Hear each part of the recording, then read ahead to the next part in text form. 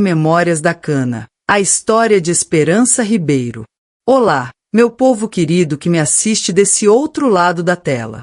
Me chamo Esperança Ribeiro, nascida em 1944 no interior da Paraíba, numa cidadezinha pequena chamada Nova Esperança do Norte. Hoje carrego 81 anos nas minhas costas.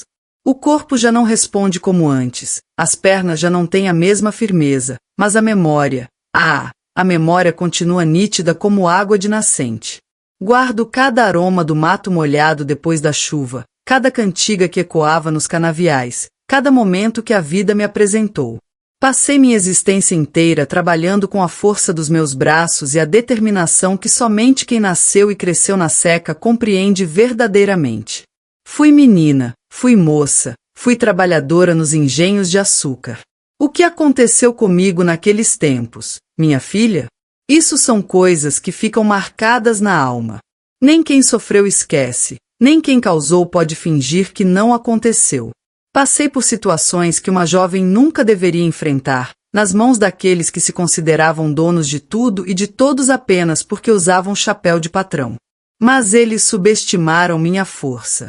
Sou filha da terra seca, daquela que quando não vê justiça vinda dos céus, aprende a construí-la com as próprias mãos e a fortificá-la com sua própria determinação.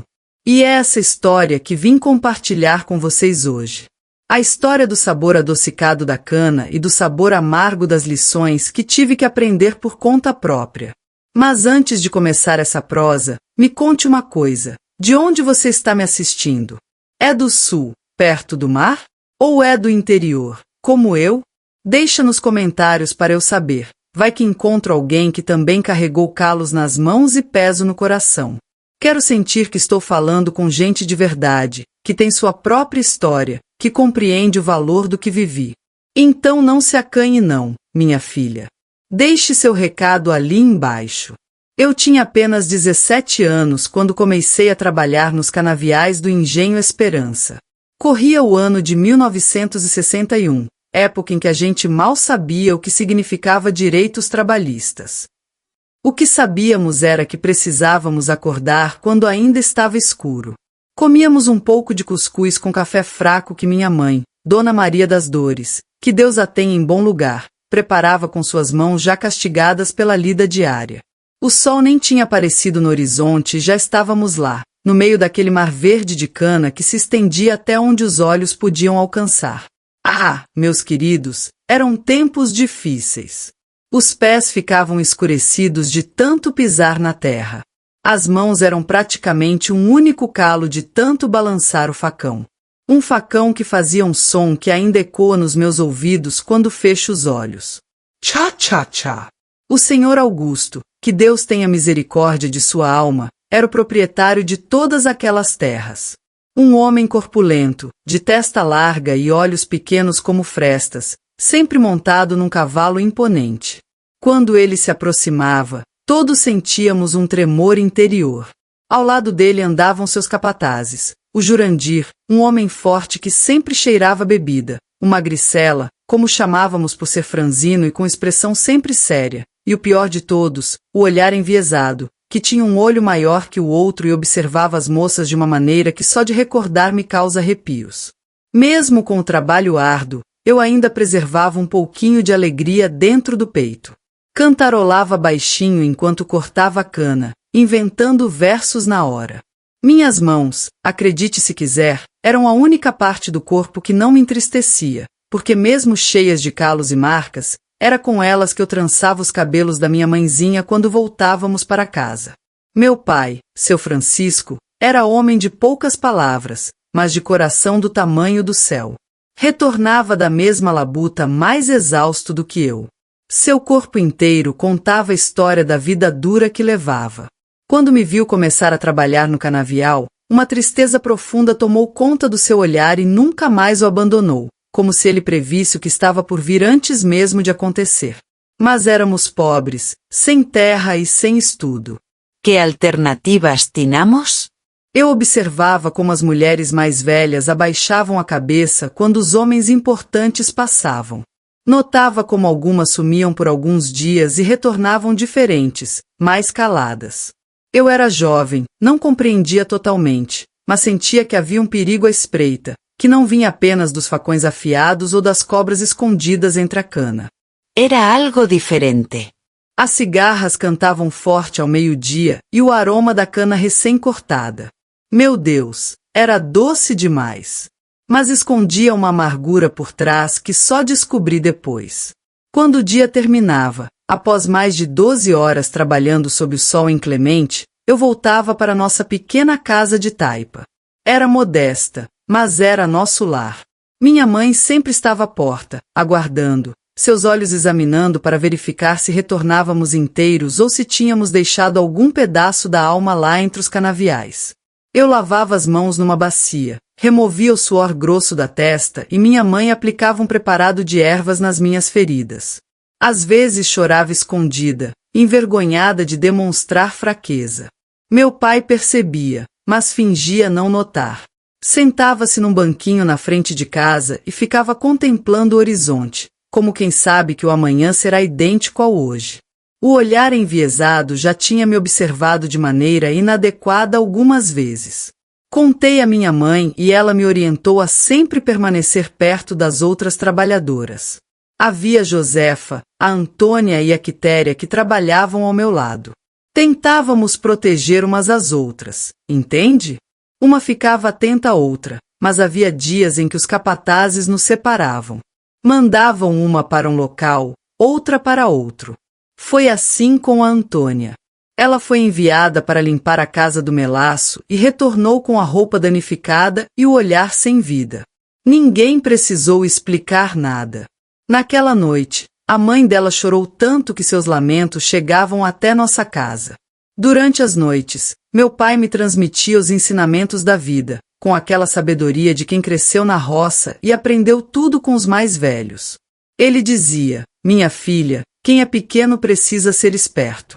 Não confie em quem tem poder, porque eles acham que podem fazer o que bem entenderem com a gente. Não usava exatamente essas palavras, mas era essa mensagem. Ele mesmo já tinha enfrentado muitas dificuldades, mas nunca se curvou por dentro. Foi ele quem me ensinou sobre a força que carregamos mesmo quando parecemos fracos por fora. E eu absorvia cada palavra, guardando-as no coração.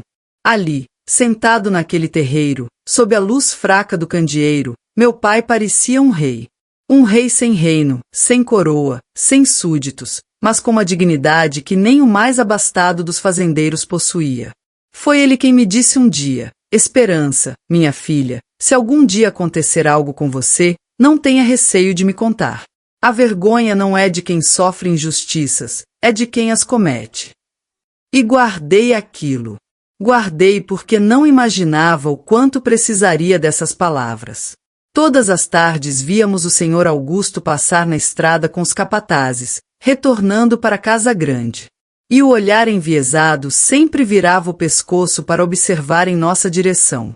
Meu pai notava e seu maxilar ficava tenso de indignação, mas não podia fazer nada. Pelo menos não naquele momento. Eu gostaria que aquele tempo nunca tivesse existido, mas sem ele, eu não seria quem sou hoje. Uma mulher que aprendeu que a justiça às vezes precisa ser construída pelas próprias mãos, porque a dos homens falha demais com pessoas como nós. Foi numa quinta-feira, jamais me esquecerei disso. O clima estava estranho, um calor intenso, mas com o céu acinzentado, como se quisesse chover, mas não tivesse forças. Eu tinha finalizado minha parte do corte da cana quando Magricela veio me chamar. Disse que o patrão queria que eu fosse limpar o galpão da casa grande. Naquele instante senti um frio na barriga. Nas conversas entre as mulheres do canavial, todas sabiam que ser chamada para a casa grande sozinha não era um bom sinal. Mas como poderia me recusar? Meu pai estava do outro lado do canavial. Minha mãe em casa, eu sozinha diante do Magricela, que já me olhava de maneira suspeita. Sabe quando seu corpo inteiro alerta sobre o perigo? Foi exatamente isso. Fui caminhando com ele, meu coração batendo acelerado como tambor de folia. A casa grande ficava no alto. Era possível avistá-la de qualquer ponto do canavial, toda branca, com janelas amplas, varanda na frente, parecendo um palácio em meio àquela pobreza. O galpão ficava nos fundos, longe dos olhares de quem passava pela estrada. Ao chegar lá, o senhor Augusto estava sentado numa cadeira tomando sua bebida. O Jurandir e o olhar enviesado chegaram logo depois. Eu já tinha consciência do que poderia acontecer. Sabia, mas não tinha como fugir. Não havia para onde ir. O senhor Augusto me examinou de cima a baixo e comentou que eu estava me tornando uma moça bonita. E eu tremia como vara verde. Abaixei a cabeça e fixei o olhar no chão de terra batida, contando segundos para que aquilo terminasse logo, esperando que talvez fosse apenas um susto, só para me amedrontar. Mas não foi assim. O que aconteceu naquele galpão foi algo que nenhuma jovem deveria passar. Eles me trataram da pior forma possível, me machucaram de maneiras que nem consigo descrever mesmo depois de tanto tempo. A dor era tanta que após algum tempo eu nem sentia mais nada. Era como se minha alma tivesse abandonado meu corpo para não presenciar o que acontecia.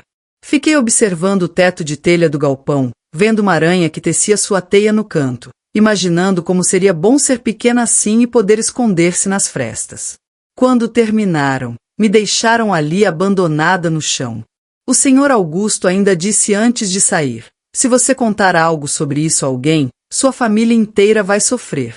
Sabemos onde seu pai e sua mãe moram.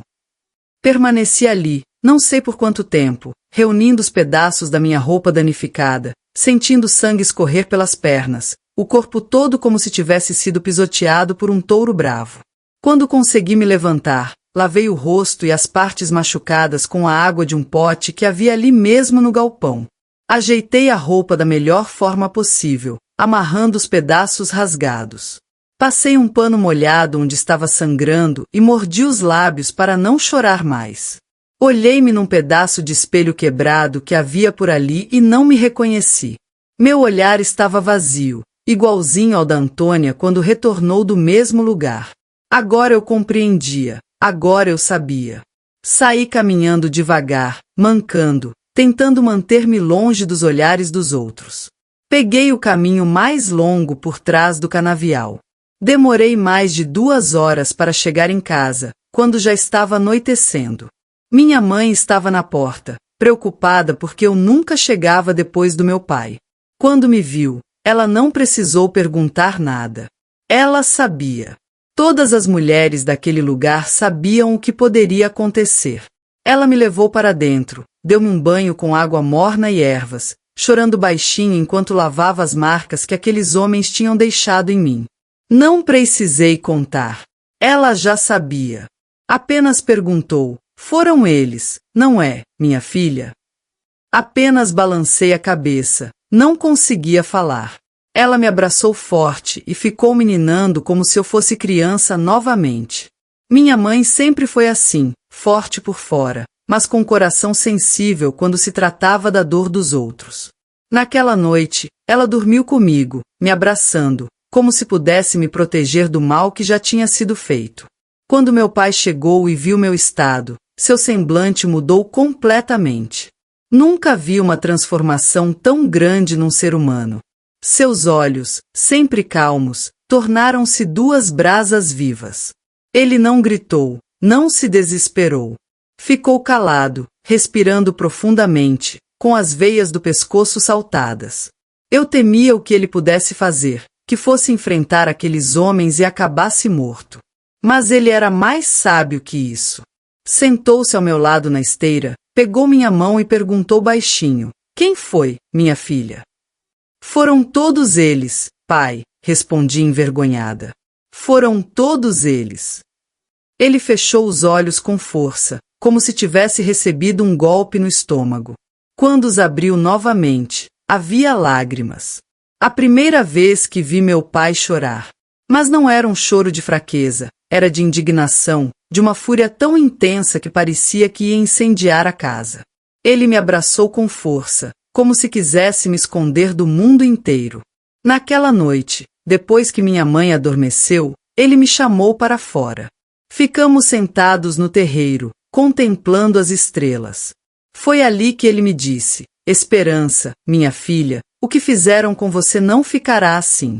Neste mundo existem dois tipos de justiça, a dos homens e a de Deus.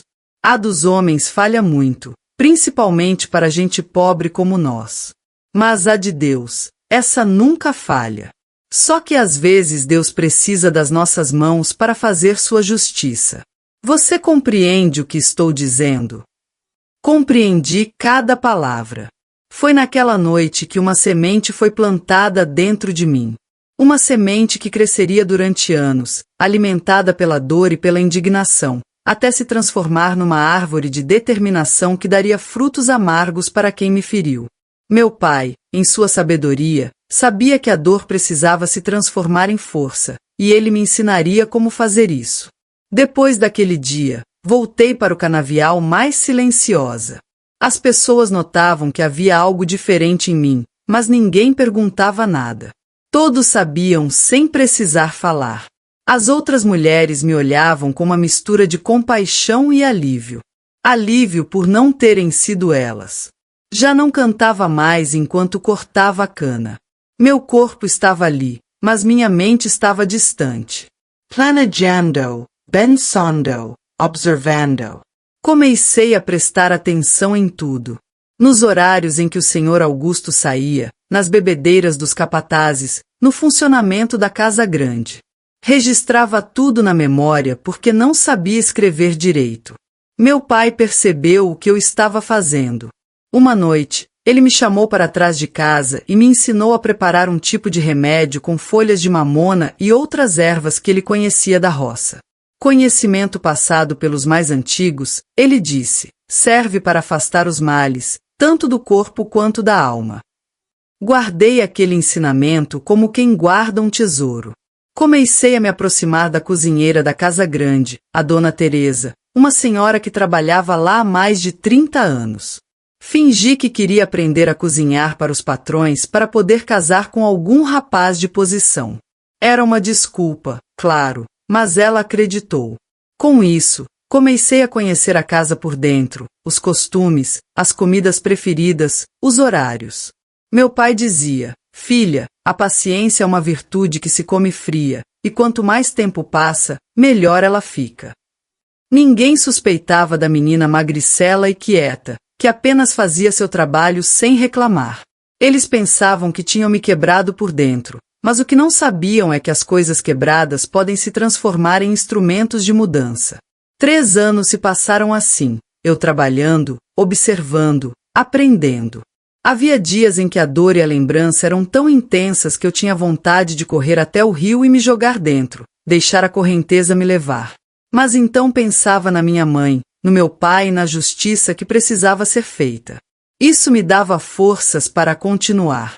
Meu pai me ensinou sobre os remédios naturais, mas também me ensinou sobre a sabedoria da espera.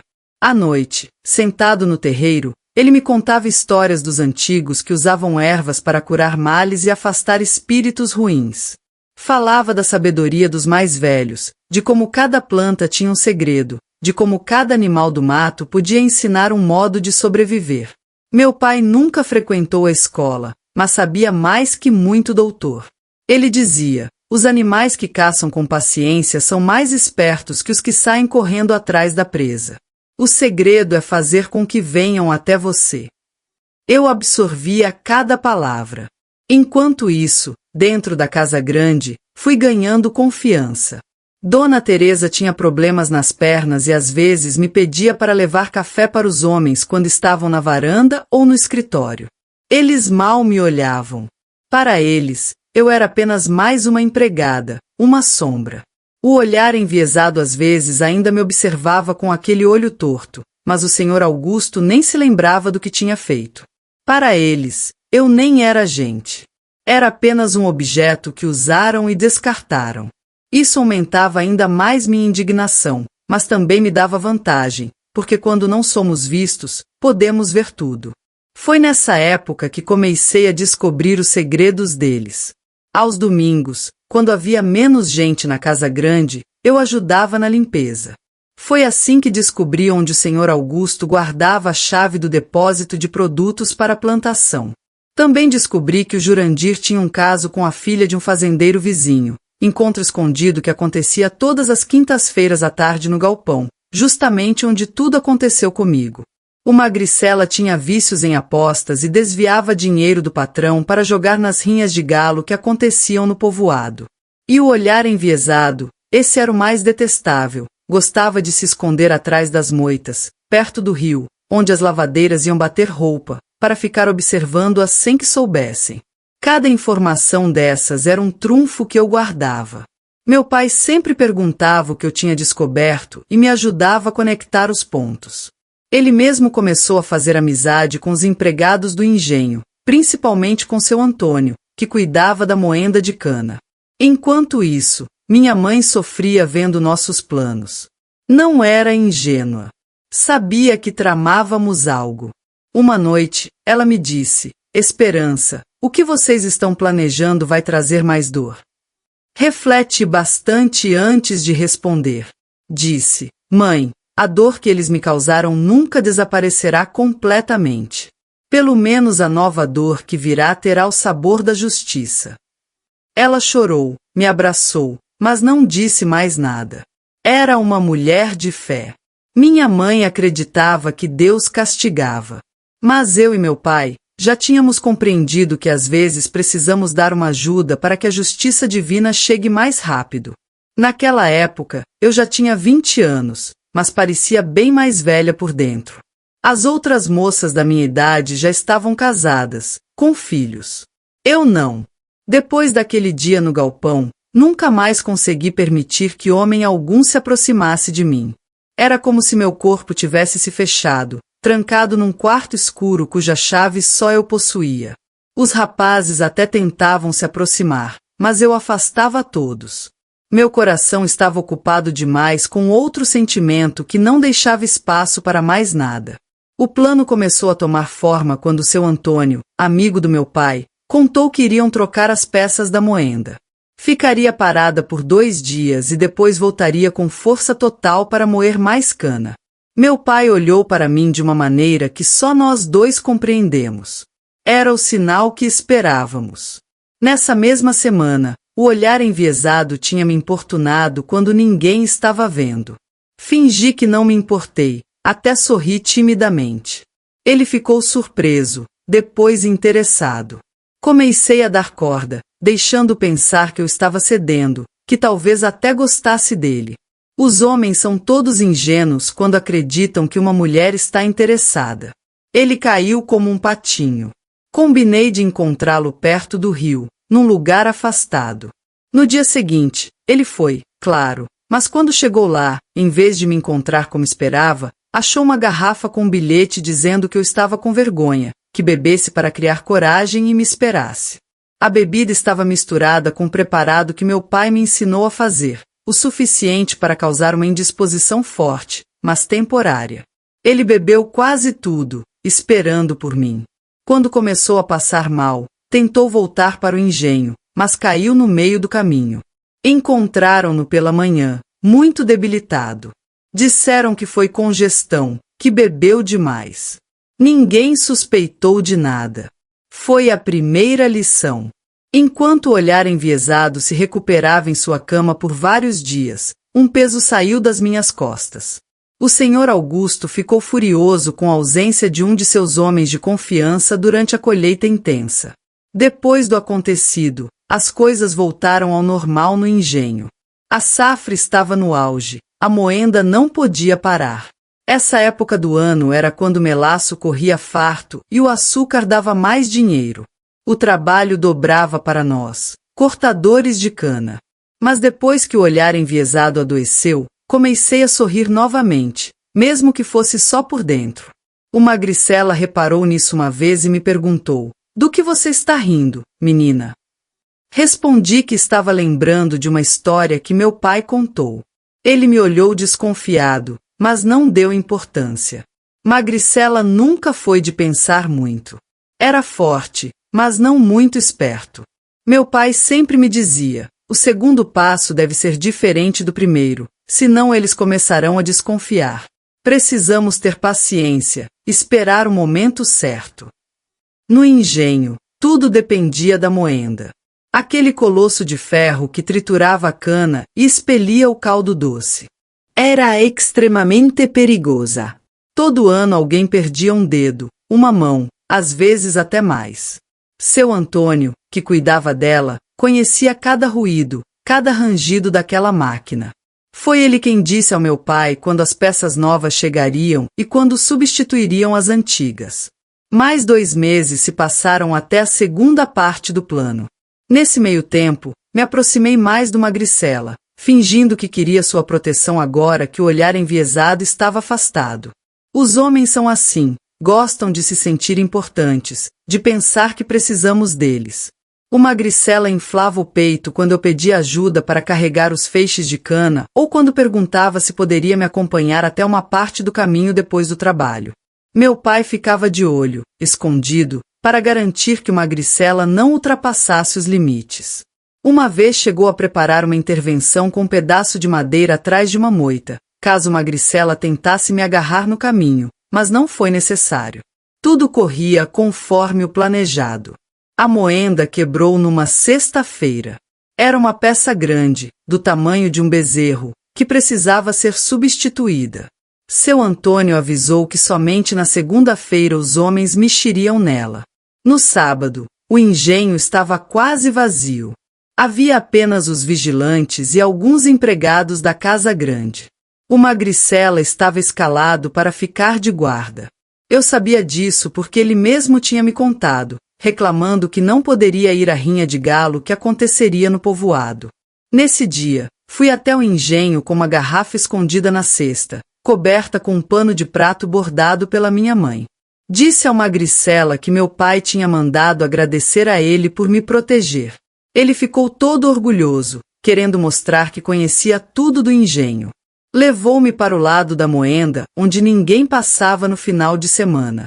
Começou a beber, que não continha nada de prejudicial. Desta vez eu tinha outro plano. Enquanto ele bebia e falava de suas bravatas, eu puxava assunto sobre a moenda. Perguntei se era verdade que a moenda conseguia triturar um boi inteiro, se quisesse. Ele riu e disse que já tinha visto um cachorro cair lá dentro uma vez e que não sobrou nem o rabo. Então pedi para que me mostrasse de perto como funcionava. O Magricela, já alterado por causa da bebida, quis se exibir. Subiu na plataforma cambaleando, começou a explicar como as engrenagens funcionavam. Foi quando fingi ter escutado um barulho. Disse: Magricela, acho que tem alguém vindo. Deve ser o senhor Augusto. Se ele te pegar bebendo em serviço. Ele gelou instantaneamente, tentou se equilibrar, guardando a garrafa. Foi nesse momento que dei um pequeno toque nele, não muito forte, só o suficiente para um bêbado perder o equilíbrio. Ele caiu para trás, direto dentro da moenda desligada, batendo a cabeça numa das engrenagens. Não faleceu na hora. Ficou preso entre as peças de ferro, gemendo baixinho, sangrando pela cabeça. Fiquei observando de cima, vendo-o sofrer. Meu coração não batia mais acelerado, não sentia medo nem pena. Era como se estivesse olhando para uma serpente que acabará de pisar. Peguei a garrafa, derramei um pouco nele e joguei o resto no chão. Depois saí caminhando tranquilamente, sem correr. No caminho, encontrei seu Antônio voltando de uma pescaria. Contei a ele que tinha visto Magricela caindo na moenda, embriagado. Ele saiu correndo para lá e eu fui para casa. Quando o corpo foi encontrado, todos acreditaram que tinha sido um acidente. Um capataz bêbado que caiu na moenda, algo que acontecia de vez em quando com os descuidados. Na segunda-feira, quando voltei para o trabalho, o clima estava tenso no engenho. 2 capatazes acidentados em menos de 3 meses era muito azar. Alguns começaram a cochichar que o lugar estava amaldiçoado. O senhor Augusto andava nervoso, gritando com todos por qualquer motivo. O Jurandir, que agora era o único capataz restante, não saía mais do lado dele. Os dois pareciam 2 dedos numa mão, sempre juntos, sempre desconfiados. Isso dificultava meus planos, mas meu pai dizia: quanto mais difícil, mais doce é a vitória. À noite, quando voltava para casa, encontrava meu pai sentado no terreiro, fumando seu cachimbo de barro. Ele não perguntava nada, apenas olhava para mim. Eu me sentava ao lado dele e contava tudo nos mínimos detalhes. Ele escutava em silêncio, balançando a cabeça lentamente. Depois dizia: "Está fazendo certo, filha, mas cuidado com orgulho. Quem caça não pode se considerar mais esperto que a caça, senão acaba sendo caçado também." Minha mãe percebia nossas conversas, mas fingia que não. Ela sofria, coitada, uma mulher de fé que tinha que conviver com aquela situação dentro de casa. Às vezes eu a pegava chorando escondida. Não era por compadecimento dos que sofreram acidentes, disso tenho certeza, mas por medo do que poderia acontecer comigo e com meu pai se fossemos descobertos. A justiça dos fazendeiros era rápida e implacável. Naquela época, fazer mal a uma pessoa pobre era mais fácil que matar uma galinha. Ninguém investigava, ninguém perguntava, ninguém se importava. Mas eu não tinha medo. Se morresse buscando justiça, pelo menos partiria em paz comigo mesma. 2 já tinham sido alvo da justiça. Faltavam o Jurandir e, por último, o senhor Augusto. Mas esses seriam os mais difíceis. Precisava de mais tempo, mais paciência e, principalmente, mais coragem. O Jurandir não era tolo como Magricela, nem descuidado como o olhar enviesado. E o senhor Augusto, esse era raposa velha, desconfiava até da própria sombra. Mas eu tinha todo o tempo do mundo. A justiça é uma planta que cresce lentamente, mas suas raízes são profundas. Passou quase um ano inteiro depois do acidente do Magricela até eu conseguir me aproximar do Jurandir. Nesse período, o senhor Augusto contratou 2 novos capatazes, mas nenhum deles sabia o que tinha acontecido comigo. Era só o Jurandir que guardava aquele segredo vergonhoso.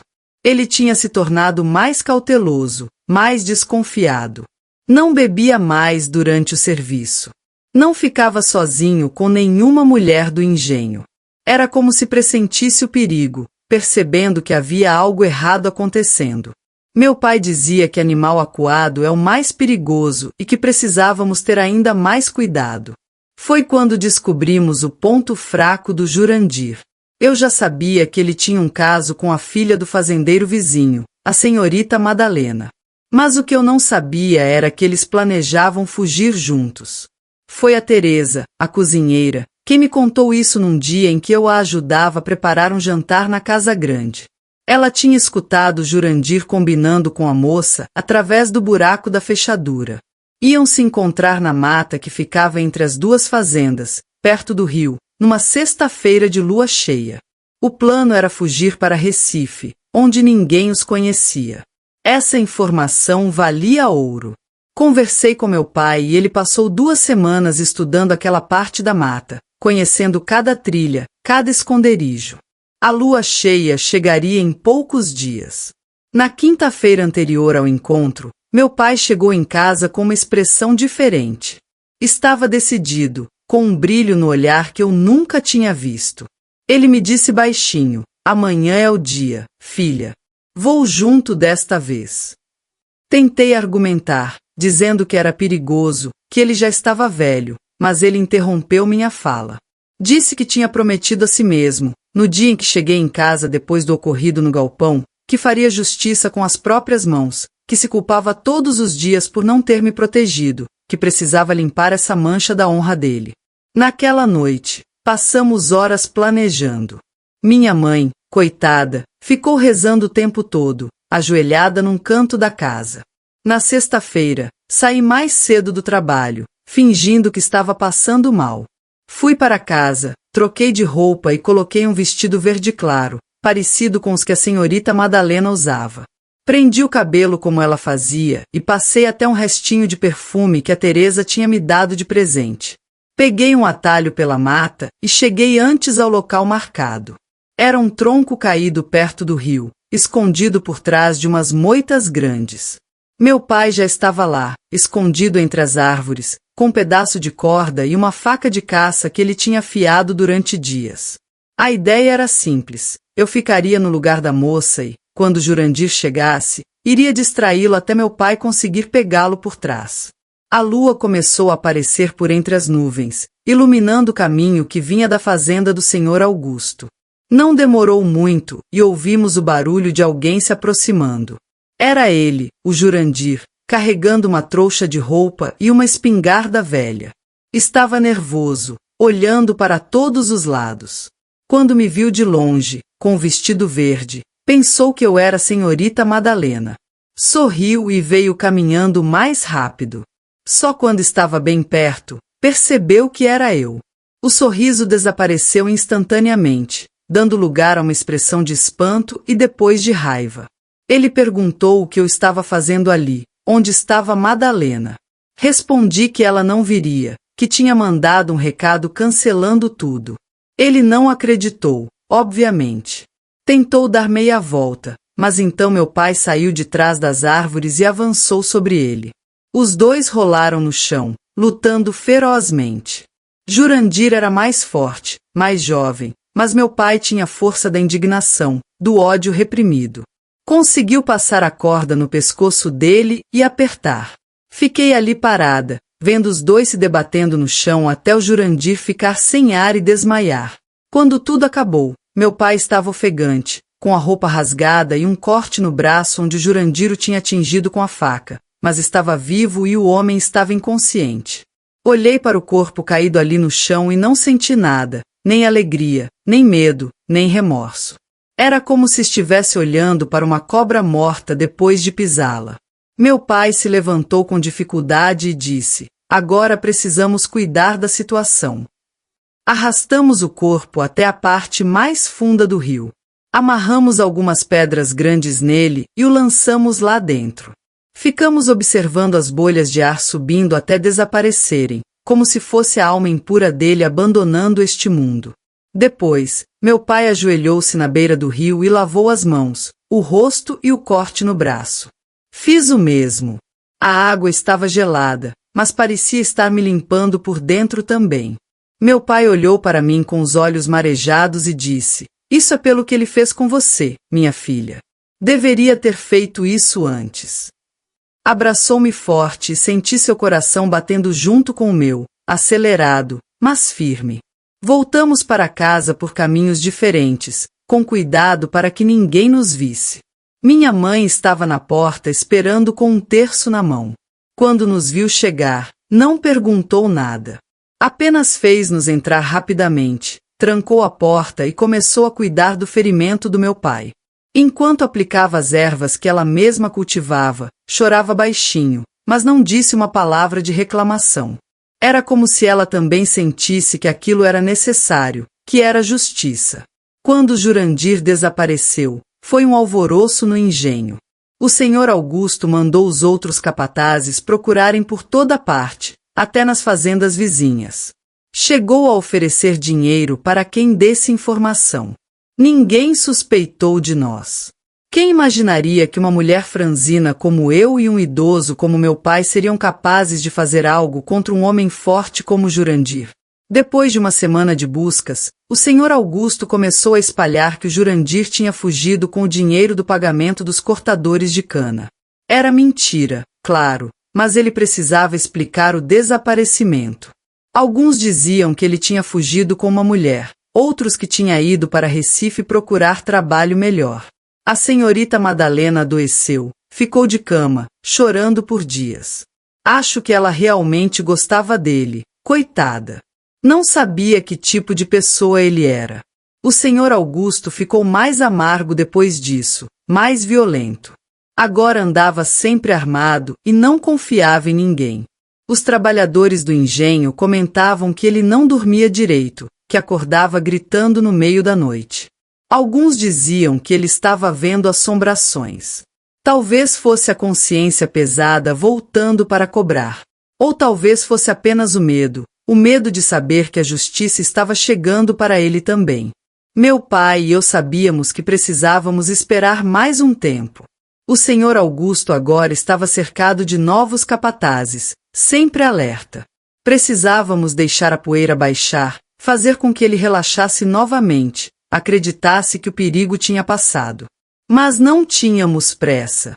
Já tínhamos esperado tanto tempo, podíamos esperar um pouco mais. 3 já tinham recebido o que mereciam, só faltava um. E esse último seria especial, seria meticuloso, seria exatamente como ele merecia. Cada noite, antes de dormir, eu imaginava como seria, e isso me dava uma paz que nenhuma reza conseguia proporcionar. Meu pai começou a tossir sangue nessa época. Não contou para ninguém, mas eu percebi. Ele estava definhando aos poucos, como uma vela que vai derretendo. Isso me deu mais urgência. Eu queria que ele presenciasse a justiça completa antes de partir deste mundo.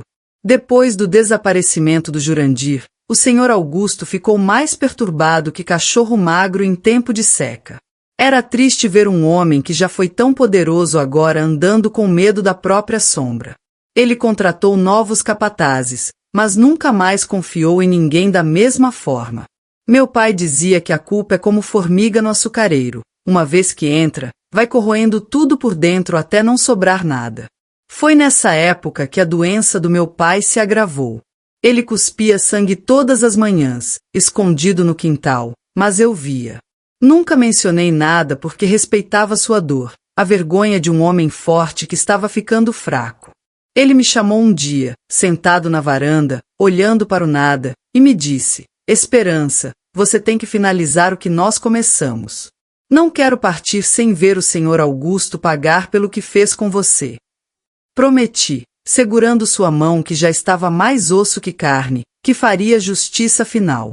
Estudei o senhor Augusto por quase um ano. Nesse tempo, aprendi tudo sobre ele. Como gostava de tomar café sem açúcar todas as manhãs, como tinha medo de tempestades e se escondia no quarto com uma garrafa durante as noites de chuva forte, como tinha instalado 5 fechaduras diferentes na porta do quarto. A casa grande já não recebia mais festas, nem os parentes dele vinham visitar. Os empregados diziam que ele estava ficando perturbado, que conversava sozinho, que havia dias em que nem saía do quarto. Isso era favorável para meu plano. Quanto mais isolado, melhor.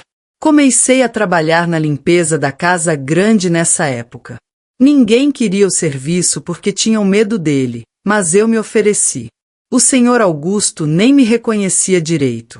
Para ele, eu era apenas mais uma das mulheres que limpava, lavava, cozinhava. As pessoas importantes nunca olham adequadamente para quem as serve. É como se fossemos invisíveis, como se nem existíssemos. Essa foi sua fraqueza. A morte do meu pai veio antes do que eu esperava. Num domingo de manhã, ele não acordou. Estava com um sorriso no rosto, como se finalmente estivesse em paz. Choramos muito, eu e minha mãe, mas depois do enterro sequei as lágrimas e decidi que era hora de concluir o plano. Minha mãe percebeu algo diferente no meu olhar e me pediu: não vá fazer nada impensado, minha filha. Seu pai descansou. Você também pode descansar dessa indignação. Mas eu sabia que não descansaria enquanto o senhor Augusto estivesse respirando. A oportunidade surgiu quando o inverno chegou, com aquelas tempestades fortes que sacudiam as telhas da casa grande. O senhor Augusto tinha dispensado quase todos. Restavam apenas 2 capatazes que dormiam na varanda e eu, que ele mandou ficar para fechar as janelas e secar o chão se chovesse dentro. Passei o dia todo estudando a casa, memorizando a localização de cada coisa. Sabia que o senhor Augusto se esconderia no quarto com uma garrafa assim que a tempestade começasse. E foi exatamente o que aconteceu. Vi-o subindo as escadas, apressado, quando os primeiros trovões começaram. Esperei todos adormecerem. Os capatazes, como sempre, beberam até cair. Por volta da meia-noite, com a chuva golpeando fortemente as telhas, iniciei meu serviço. Primeiro travei as portas por fora, amarrando correntes nas maçanetas para que ninguém saísse. Depois fui até a cozinha e peguei o lampião de querosene que ficava lá. Passei pela despensa e enchi um balde com o álcool que usavam para a limpeza. Subi a escada devagar, pisando apenas nas beiradas dos degraus para não render. Meu coração nem batia acelerado, era como se tudo aquilo fosse natural, como se eu tivesse nascido para realizar aquilo. Cheguei à porta do quarto dele e derramei o álcool por baixo, encharcando bem o tapete que havia ali. Ouvi-o roncando lá dentro, provavelmente embriagado demais para perceber qualquer coisa. Acendi o lampião, ajustei a chama no máximo e lancei-o contra a porta. O fogo se alastrou rapidamente, subindo pela madeira seca, lambendo as paredes. Desci as escadas sem pressa, enquanto o fogo já começava a se espalhar. Ouvi quando ele acordou. Os gritos dele pedindo socorro eram idênticos aos meus gritos naquele dia no galpão.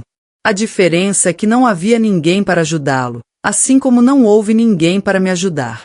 Quando os capatazes despertaram com a fumaça e o barulho, já era tarde demais.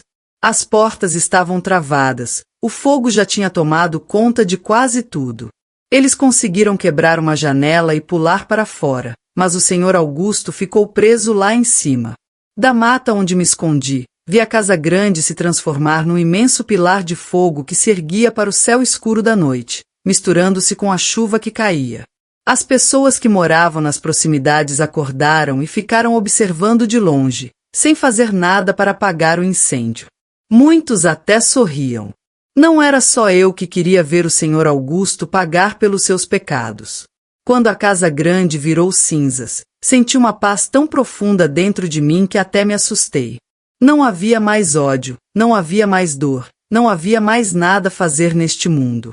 Voltei para casa, onde minha mãe aguardava acordada, rezando o terço. Ela me olhou, viu minhas roupas sem nenhuma marca de fumaça, porque eu tinha deixado uma muda escondida na mata e troquei antes de voltar.